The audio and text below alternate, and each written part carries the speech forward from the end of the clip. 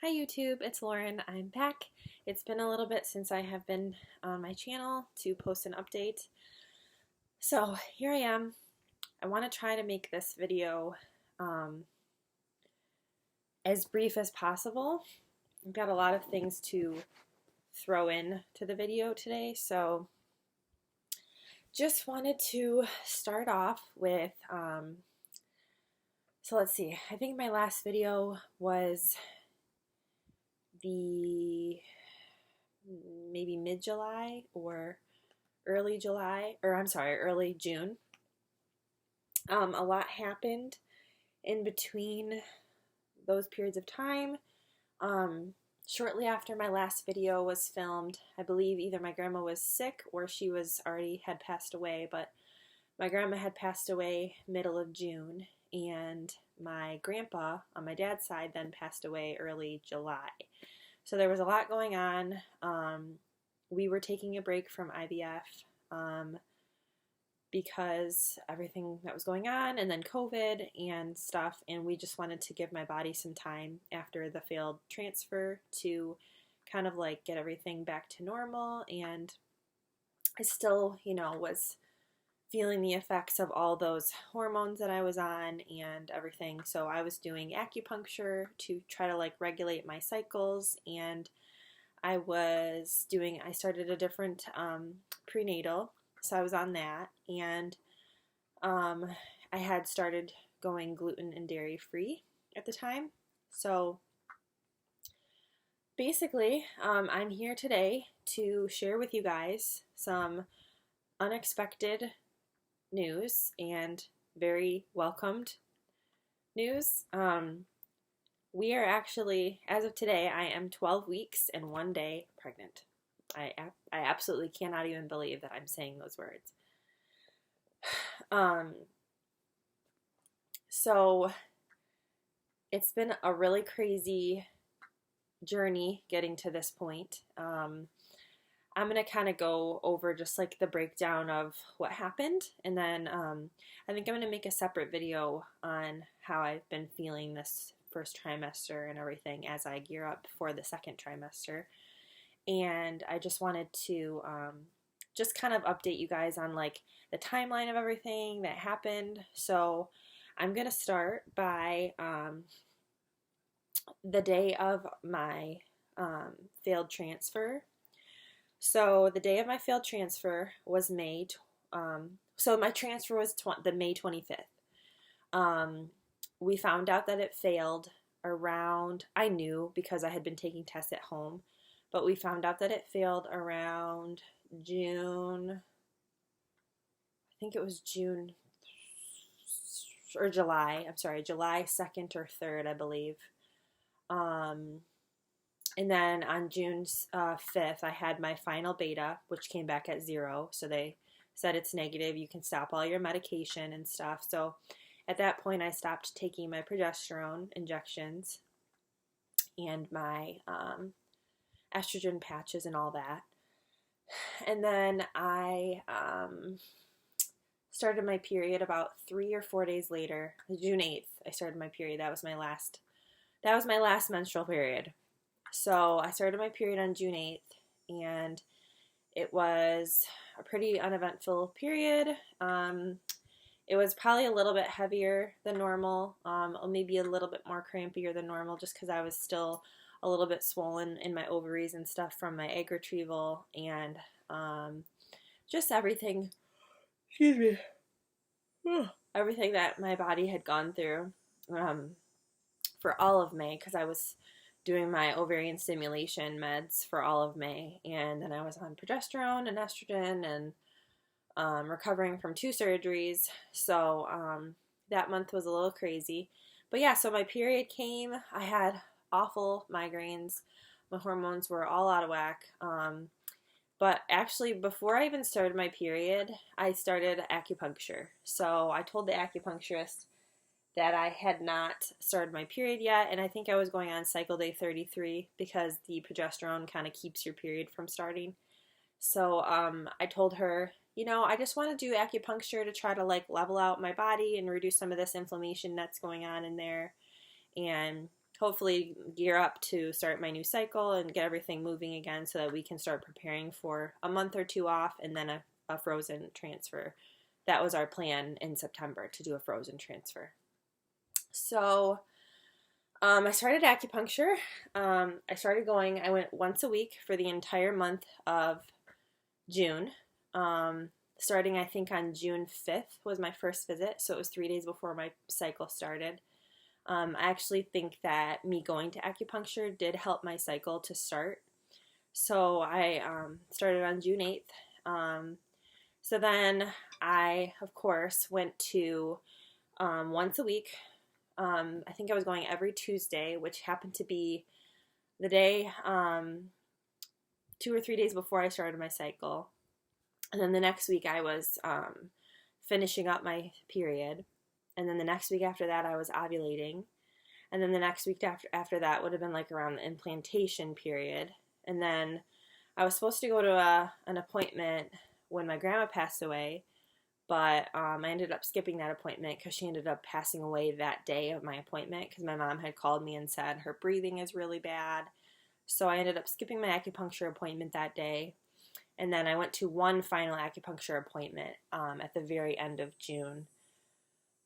And then it started around, I think it was July 2nd, which I would have been around like 11 days past ovulation if I calculated all that correctly.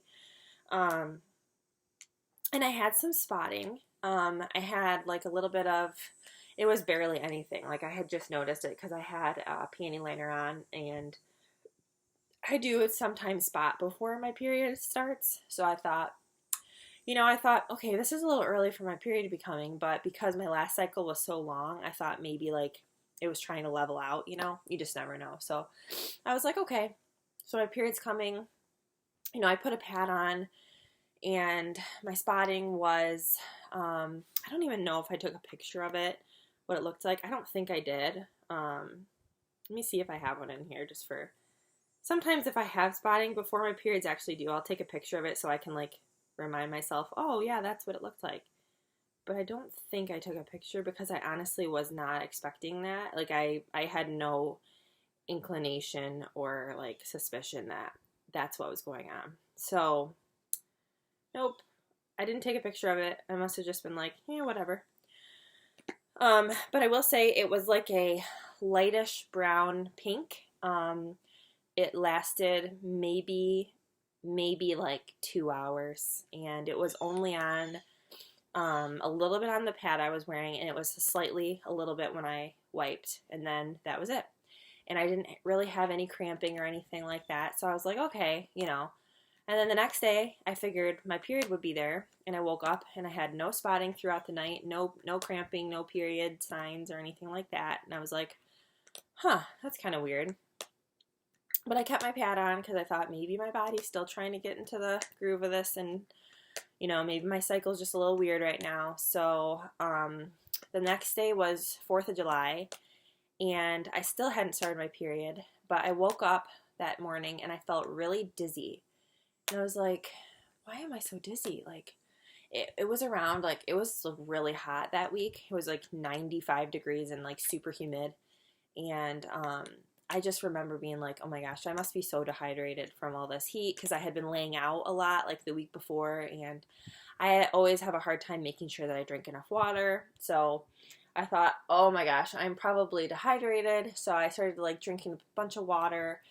And then at the same time, I was still getting used to my dairy and gluten-free diet that I was on. So I thought maybe my blood sugar was low, or maybe it was kind of like feeling weird from kind of like flushing out all that gluten and crap in the dairy that I was eating before, because I've been eating that my whole life. And so I actually decided to take a test on 4th of July in the morning. And it was negative. And I was like, come on. Like, this is not happening. You have a lot of changes going on, your hormones are still out of whack, and you have just changed your entire diet. So I was like, you're not pregnant, you just need to relax and you'll be fine, and drink. I was drinking tons of water that day, but I kept feeling really out of breath and really dizzy, like all day. And even after I ate and even after I was drinking water, I just felt really dizzy. And I didn't really understand what that was about. So a couple days go by. Sadly, July 6th morning, well, not sadly, but July 6th morning, I ended up taking, apologize for my tongue, I just chewed up vitamin C tablets, and every time I eat them, they just make my tongue turn orange, and it looks disgusting, so I'm sorry about that. Anyway, I took a test on July 6th in the morning, and I didn't think anything of it, but it was the day before my period was due, and I was still feeling really strange. And because I had had spotting like 4 days before, and I still hadn't started my period, I was like, what is going on? Like, hello? So I will show you a picture of that test that I took. So there you go. This is the test line, and that's the control line. So obviously it was like super, super duper duper light. And, but I have been taking these pregnancy tests for so long that I know when it's a positive or when it's an evaporation line. Like I'm like, I could work for Pregmate and answer customer service calls because, yeah. So my reaction to that was immediately freaking out. I like basically bawled my eyes out and immediately just like got down on my knees and just dropped down and prayed. I was like, God, I don't know what's going on right now, but if this is real pregnancy and this is not some fluky weird thing going on, please, Lord, please protect this baby. Let this to be a normal pregnancy, not an ectopic pregnancy, and let my body do what it's doing. So I honestly didn't know what to do that day. My grandpa ended up passing away that night later on, so that was really kind of like a weird emotional day for me. But during the day, it was I think it was a Wednesday maybe, I'm not sure.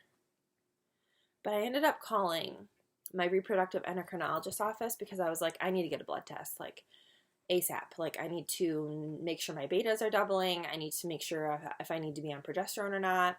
So they checked my HCG levels and my progesterone levels, and my HCG levels were 11, which is lower than they were for my first beta when I had my ectopic pregnancy. So immediately, that's where my mind went was, oh my gosh, this is another ectopic pregnancy, or it's a chemical, pregnancy, and it's going to go away in a few days. Like, that was basically what I thought. And my progesterone was low. It was only 14.5, I believe, which is pretty low. Still higher than like, when you're starting your period, because it's usually like below 1 or something like that. But anything above 10 is considered like usually higher, like you're pregnant. But 14 is still low. They want it to be around 20 or more. So immediately when I got my 11 beta, they said, okay, you had a low beta. You're still before your period even, so maybe you just caught it really early, so let's get you on progesterone. So they started me on suppositories, and I started those that day, or that night. I picked them up from the pharmacy, and I started them that night. I was doing 200 milligrams twice a day, so 400 milligrams, and I was doing one in the morning, one in the evening, and I had a repeat beta done 2 days later, and it came back at 49. So 11 to 49, which was really good. Because obviously, it's supposed to double like every 2 to 3 days. Sorry.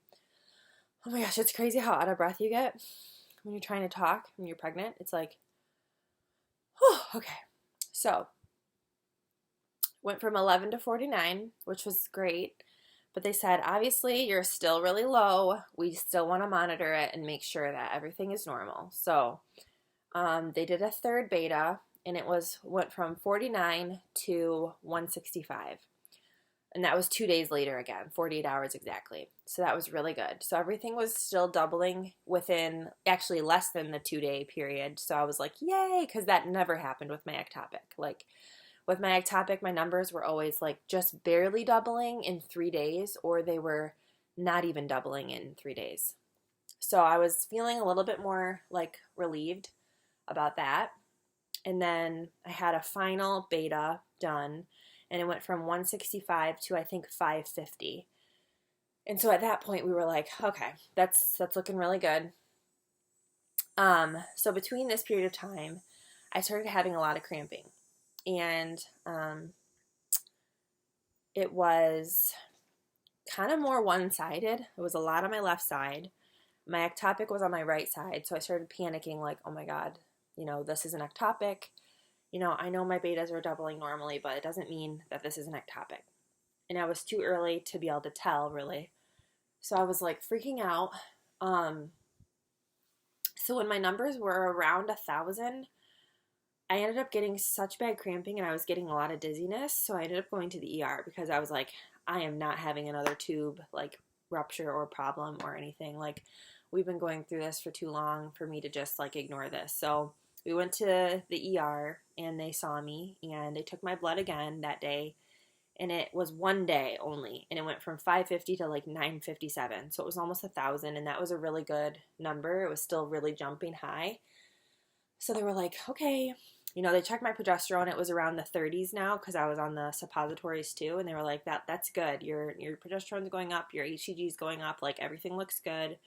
But they did send me for an ultrasound, and at my ultrasound, I didn't get any pictures that day, but all they could see was a very, very, very, very small, tiny beginning of a gestational sac. That was it. But she was like, it's in the fundus of your uterus. It looks like it's the beginning of a gestational sac. I don't see any inflammation in your fallopian tubes at all. I don't see any reason for your cramping, like in those areas. So she said, try to calm down, try to drink lots of water and kind of just rest. And I was like, okay. So we went home. I was feeling pretty good about that. And then about a week had gone by and I started spotting. And I was like, dang it, what is going on? And my cramping had gotten a little better, but it was still like come and go. So I started spotting and I was like really concerned. I was thinking, oh my gosh, because that's the same thing that happened with my ectopic. So I ended up going to my reproductive endocrinologist office because at that point my levels were around 2,000. So they said we should be able to see the gestational sac and probably at least a yolk sac. So I went in for my appointment. And I will show you what they saw. So this was right around 6 weeks. So this is what was there. It was the gestational sac and a yolk sac. And then like what looked to be, now that I know where the baby is, kind of like the start of a little fetal pole right here next to the yolk sac. And that was like that on a few of the pictures. I pointed to it in this one because I really felt like that wasn't just the yolk sac. I felt like that was the fetal pole starting to develop, but of course I knew nothing about that, so I had no clue. So, but no heartbeat or anything was detected, which they said 6 weeks is pretty early. Sometimes it doesn't show up till 6.5 weeks or closer to 7 weeks because my fetal pole wasn't there. So the spotting, they couldn't give me an answer for that at that point. They couldn't give me an answer for that. But then about 5 days later, I had a bleed, like red blood, and I will show you a picture of it. If you don't want to see it, fast forward through this part.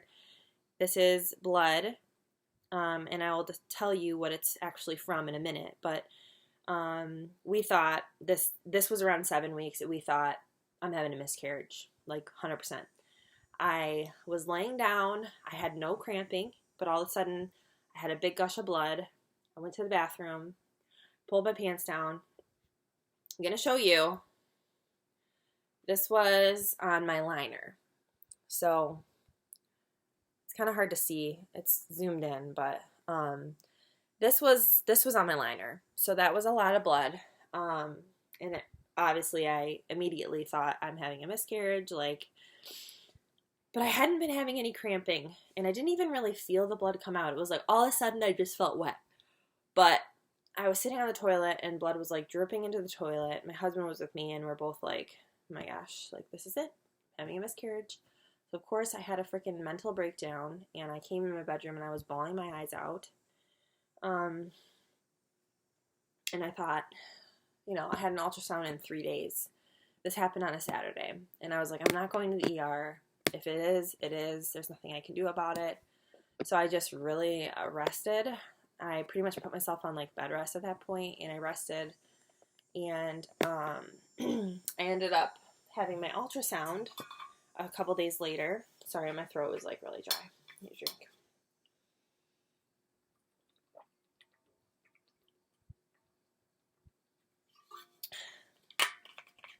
So I ended up having my ultrasound 3 days later. And what I expected to see was nothing in my uterus. Like, I thought everything's gone. There's not going to be a baby. There won't be a heartbeat. But this is what my ultrasound showed at 7 weeks and I think it was 7 weeks and 2 days. Yep. So the last time it was just a little yolk sac, and now there was a fetal pole and it had a heartbeat. And I was like astonished. I bawled my eyes out. I was like, what? How? Like, so I'll show you. I don't know if you'll be able to see the little flickering. It's crazy. So the heartbeat was 122 or 124. I can't remember. But I was measuring a few days behind. So I was a little worried, but they said 2 or 3 days behind is no big deal. Don't worry about it. The baby will catch up. And at this stage, it's so hard to tell because of the positioning and how small everything is. So I left that appointment. I went to that appointment thinking I had a miscarriage, and I left that appointment seeing a baby and seeing a heartbeat. At that appointment, they were able to tell me that I had a subchorionic hematoma, which is a bleed inside the uterus, not inside the gestational sac, but just in the uterus. Basically, when the placenta starts to form and implant, it can cause bleeding and broken blood vessels, and those can bleed out, or sometimes they form a clot and it reabsorbs into your body. So they said you might continue to have some bleeding and some cramping. You may have just spotting, or you may have no bleeding. So just keep an eye on it. So then they were monitoring me because of the bleeding and the hematoma and all that. So then I went to my 8-week and a few days appointment. And that was that one. So everything was still growing. Baby was looking more like a tadpole and was measuring still only a few days behind, like 2 days behind. So that was good. So that was 8 weeks. And then I ended up getting a Doppler at home because I was still having occasional spotting and I just wanted to know the baby was okay. Oh yeah, and I forgot to mention on my 8-week appointment, the baby's heart rate was around 163. So it had gone up from 124 to 163 in a week. So that was really good. So I'll play some videos of my Doppler.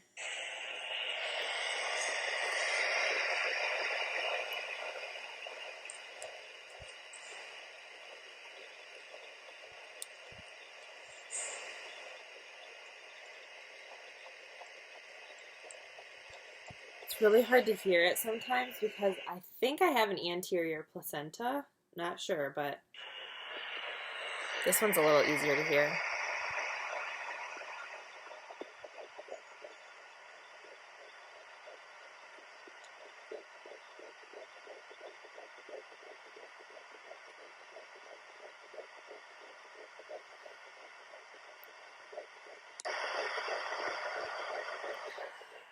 So anyway, I'll show you. My next ultrasound was around 9 weeks and 4 days. So, try to get so my name's not on the screen. But here was that photo.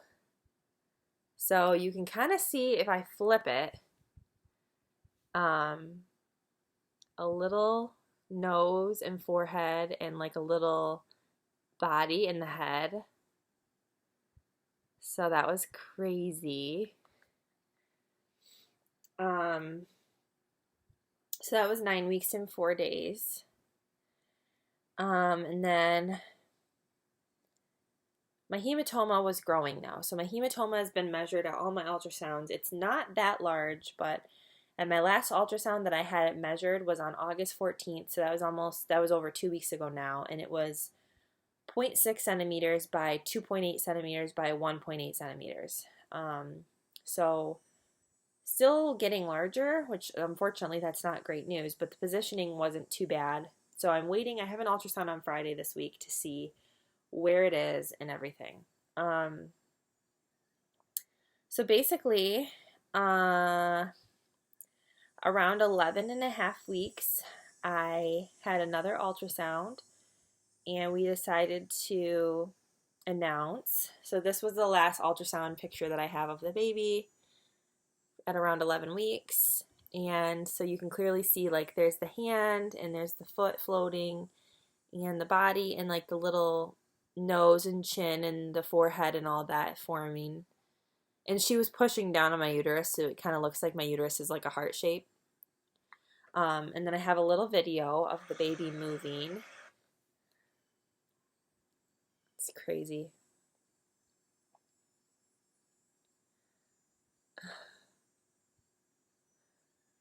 It's like, oh my gosh. So yeah, so baby was on track that day. It was actually measuring 1 day ahead. So very exciting. And I use my Doppler like every other day typically. And for the most part, the baby's heart rate has been around between 160 and 170. Normally like 168, 167. And I did my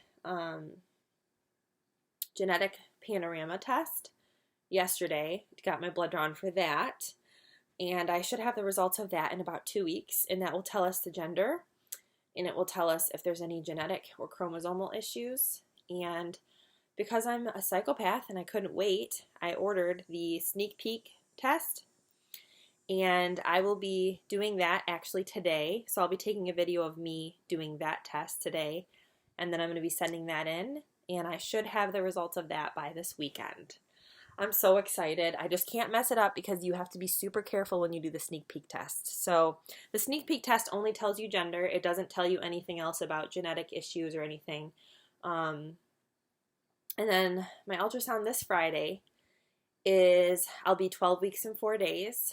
And that will be an NT scan. So if you're not familiar with that, it's called a nuchal translucency scan.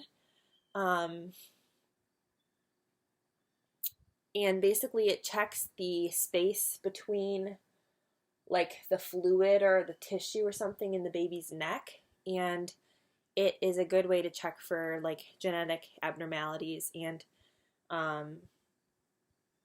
so I think that will give me a little bit more of like a feeling.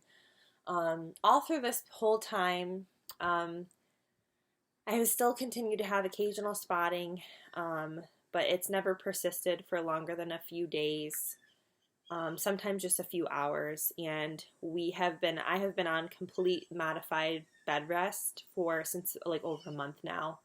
I'm off of work because of it, and I'm on like major lifting restrictions because of my hematoma and my bleeding and stuff. And I'm on pelvic rest, so no sexual activity at all.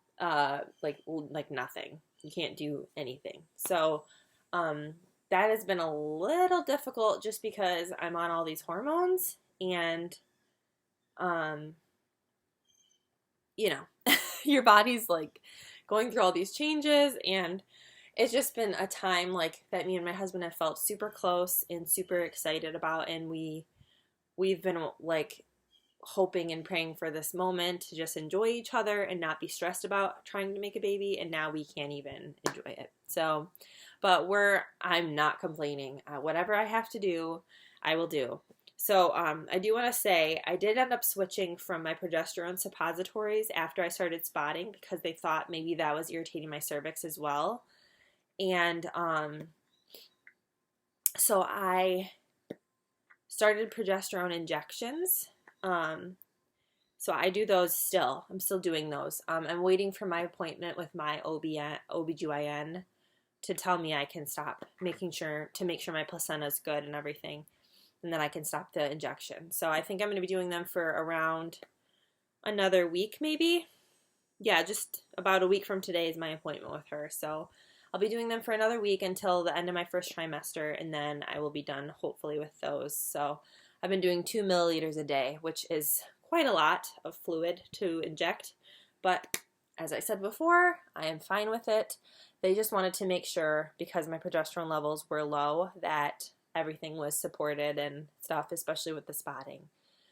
So, we'll have a lot of videos coming. I'm going to have a whole video of my first trimester symptoms, week by week and stuff, what I've done to help. I'm going to talk about my prenatal, talk about my acupuncture and my diet a little bit more. And then I'm going to be doing another video of my sneak peek test, just how to do it and everything, because I have seen it online and I wanted to post that if that's going to help other people. And other than that, yeah, I'm really excited to share the good news with you guys. And I wanted to share sooner, but I wanted to wait till we were pretty much like in the 12 or 13 week period. Not that things can't happen after this point, but after seeing the baby so much, being active, and he or she has a good heartbeat still and strong and moving around, and I checked the Doppler and the baby's heartbeat's great, I felt a little bit more confident with sharing the news. So I hope you guys can celebrate with us, and I look forward to sharing the rest of our journey with you. Thank you so much for watching. Have a great day.